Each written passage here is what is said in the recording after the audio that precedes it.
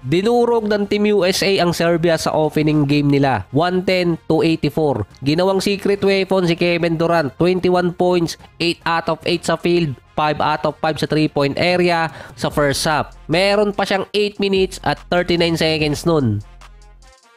Sa first quarter, dun lumamang ang Serbia ng nasa 12-8 bago si KD ang nag-take over ng game. After ng first quarter, hindi na nakabawi doon ang Serbia at hindi lang din si KD ang walang mintes sa first half, pati si LeBron.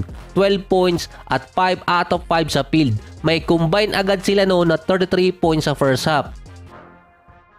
May total na 23 points at 2 rebounds si Kevin Durant. Hindi rin masyadong naglaro ng second half. Si LeBron nasa 21 points, 7 rebounds at 9 assists. Meron din siyang 9 out of 13 mula sa field. Si Steph at si Edwards meron tig 11 points. Si Holiday naman nasa 15 points, 5 rebounds at 3 assists.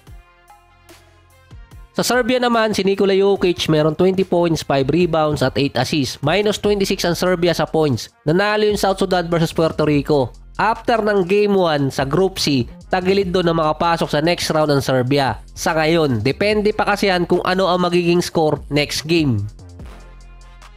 Naulit na naman yung masayang hindi ni Jason Tatum. Napawisan naman sa warm-up kaya hindi sayang yung laban ng jersey. Sabi ng mga fans doon parang dinisrespect si Tatum nang hindi siya ipinasok sa game kahit natambakan pa ng Team USA yung Serbia. Si Haliburton hindi rin naman naglaro pero masaya pa rin sa bench. Nakikitang makulit pa rin. Excited pa naman sa Olympics ngayon si Tatum dahil gamit niya ang number 10 ni Kobe.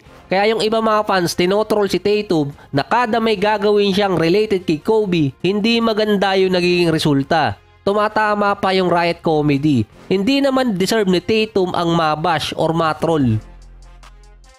Ang dahilan kasi kung bakit hindi na ilagay sa rotation si Tatum kasi nga bumalik si Kevin Durant. 40 minutes lang din yung game. Sabi ni Steve Kerr, yung ibang player dapat hindi nakapaglaro ng more than 10 minutes. Ang ginamit lang niyang combination sa loob, yung tingin niya made sense. Kung sino atang ilagay na 5 doon, dodominahin pa rin yung game. Inaasahan na si Tatum makakalaro sa susunod na game. Hinandle naman ng maayos si Tatum yung pagkakabench sa kanya.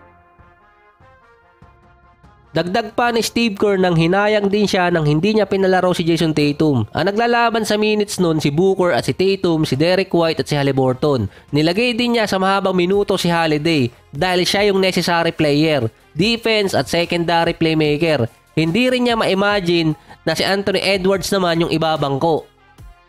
Sa training camp pa lang kasi sinabi na ni Anthony Edwards na siya yung first option para sa Team USA.